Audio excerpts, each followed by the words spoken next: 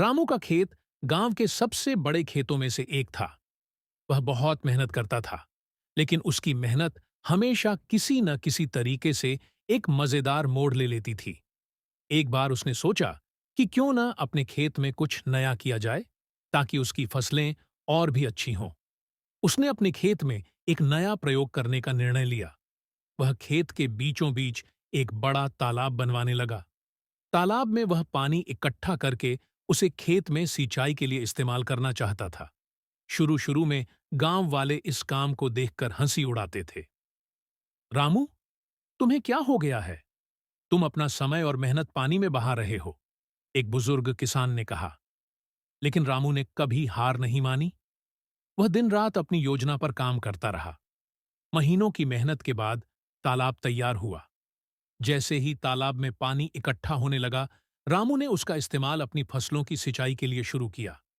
अगले मौसम में उसकी फसलें इतनी उपजाऊ हुईं कि पूरे गांव में उसकी चर्चा होने लगी। सभी किसान उसकी सफलता देखकर हैरान थे। रामू के पास एक और खास दोस्त था, जिसका नाम मीनू था। मीनू भी एक किसान था, लेकिन उसकी फसलों की हालत हमेशा खराब रहती थी। मीनू अक्सर रामू से सलाह लेने आता था और रामू उसे अपनी सलाह देता था। एक दिन मीनू ने रामू से पूछा, रामू, तुम हमेशा सफलता के रास्ते पर कैसे चल पाते हो?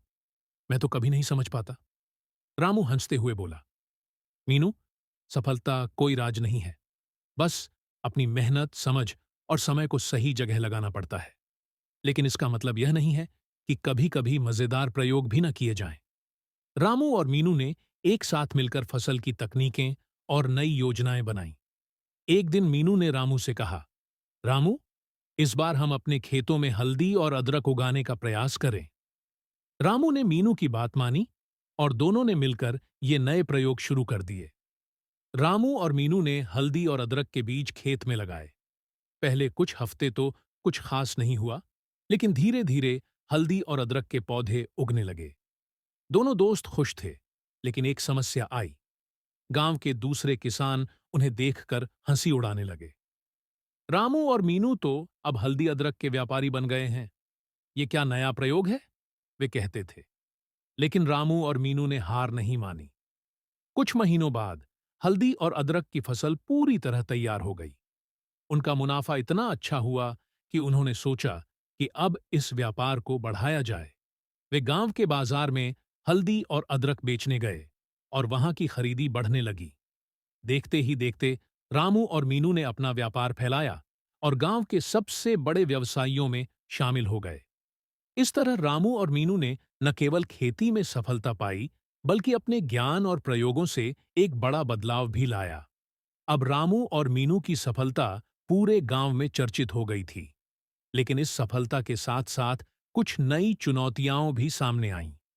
गांव के कुछ अन्य किसान, जिन्हें रामू और मीनू की सफलता पसंद नहीं आ रही थी, उन्होंने उन पर काम करने के तरीके और व्यापार के नए तरीके पर सवाल उठाने शुरू कर दिए। तुम लोग अपने नए प्रयोगों से केवल फायदा कमाते हो, जबकि हम पुराने तरीके से काम करते हैं। तो क्या हमारा काम गलत है? एक किसान ने रामू से पूछा। रामू ने मुस्कुराते हुए जवाब दिया, हर किसी का तरीका अलग होता है, लेकिन किसी भी काम को करने के लिए पूरी मेहनत और समझ जरूरी होती है। पुराने तरीके भी सही हैं, लेकिन नए प्रयोगों से हम और बेहतर परिणाम पा सकते हैं। रामू और मीनू ने यह समझने की कोशिश की कि उनके साथियों को यह समझाने के लिए क्या किया जाए। वे लगातार उन्हें यह बताते रहे कि बदलाव और नए प्रयोग खेती के विकास के लिए जरूरी हैं। लेकिन उन्हें यह भी एहसास हुआ कि यह सब इतना सरल नहीं था। एक दिन रामू ने मीनू से कहा, अब हम केवल हल्दी और अदरक तक सीमित नहीं रह सकते। हमें और अधिक कृषि उत्पादों पर ध्यान देना चाहिए। हमें और किसानों के साथ मिलकर एक बड़ा व्यापार शुरू करना होगा। मीनू ने इसे उत्साह से स्वीकार किया और दोनों ने मिलकर दूसरे किसानों को भी अपने साथ जोड़ा।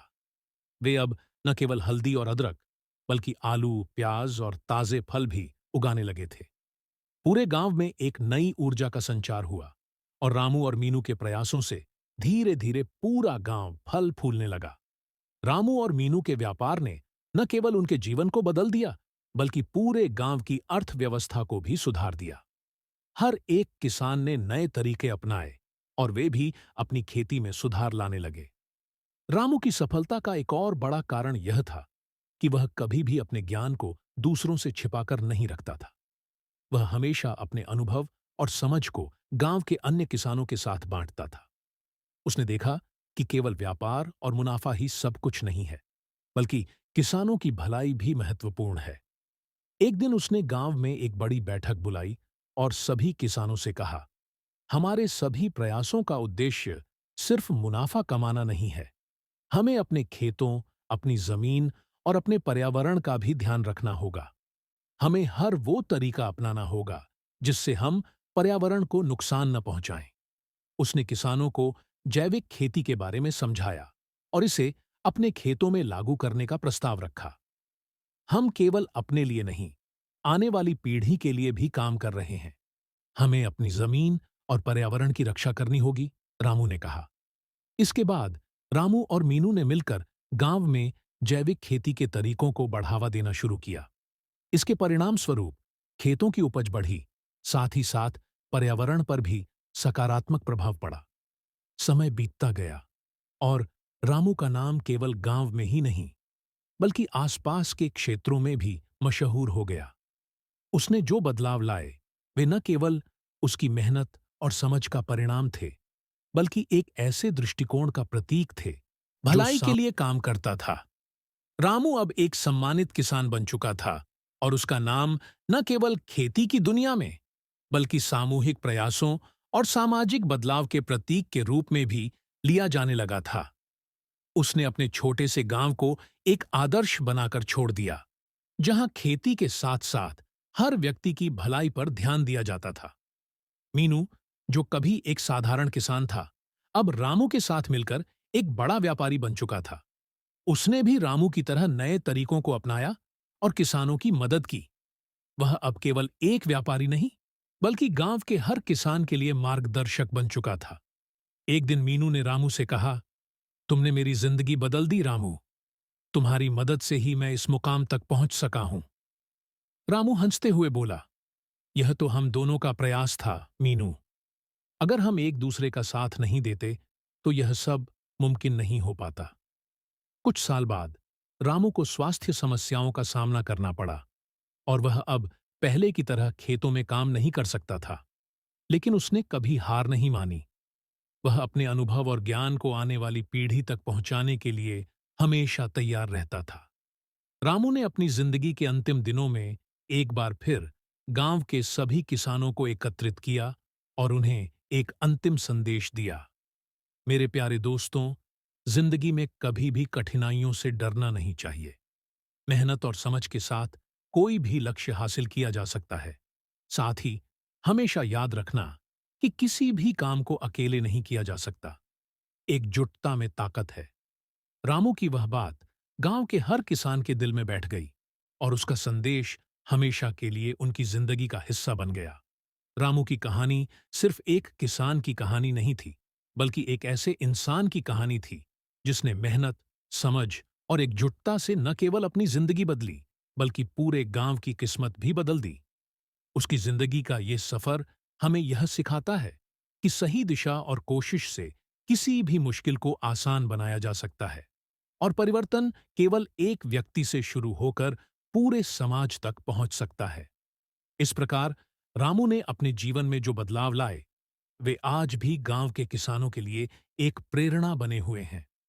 रामू की जिंदगी ने केवल खेती और व्यापार को ही नहीं बदला, बल्कि उसने अपने विचारों और कार्यों से समाज में सकारात्मक बदलाव लाया था। उसके द्वारा लागू किए गए प्रयोगों और नीतियों ने अन्य किसानों को भी एक नई दिशा दी। रामू के जाने के बाद उसका नाम हर एक किसान के दिल में जिंदा था। उसके योगदान के कारण गांव में एक स्कूल की स्थापना हुई, जहां किसानों को न केवल खेती की आधुनिक तकनीकें सिखाई जाती थीं, बल्कि उन्हें पर्यावरण के संरक्षण और सामूहिक कार्य की महत्ता भी समझाई जाती थी। रामू के जीवन के हर पहलू से सीखने को मिलती है। उसका ये विश्वास था कि अगर एक व्यक्ति अपना काम ईमानदारी से करता है और दूसरों की भलाई के लिए काम करता है, तो उसकी मेहनत कभी बेकार नहीं जाती। रामू के योगदान के कारण गांव अब एक मॉडल बन चुका था, जहां किसान न केवल अपनी जरूरतों के लिए काम करते थे, बल्कि समाज की भलाई के लिए भी एकजुट होते थे। रामू के निधन के बाद मीनू ने उसकी परंपराओं को आगे बढ़ाया। उसने रामू के बताए हुए सभी सिद्धांतों को अपनाया और गांव के बाकी किसानों के साथ मिलकर कई नए योजनाएं बनाई। मीनू ने यह सुनिश्चित किया कि रामू द्वारा शुरू की गई जैविक खेती की प्रक्रिया और भी अधिक किसान अपनाएं। मीनू ने गांव के हर घर तक ये संदेश पहुंचाया कि व्यापार से ज्यादा जरूरी अपनी जमीन और पर्यावरण की रक्षा है। उसने गांव में एक कृषि सहकारी संगठन बनाया, जो किसानों को मिलकर कृषि सामग्री, बीज और खाद सस्ते दामों पर उपलब्ध कराता था।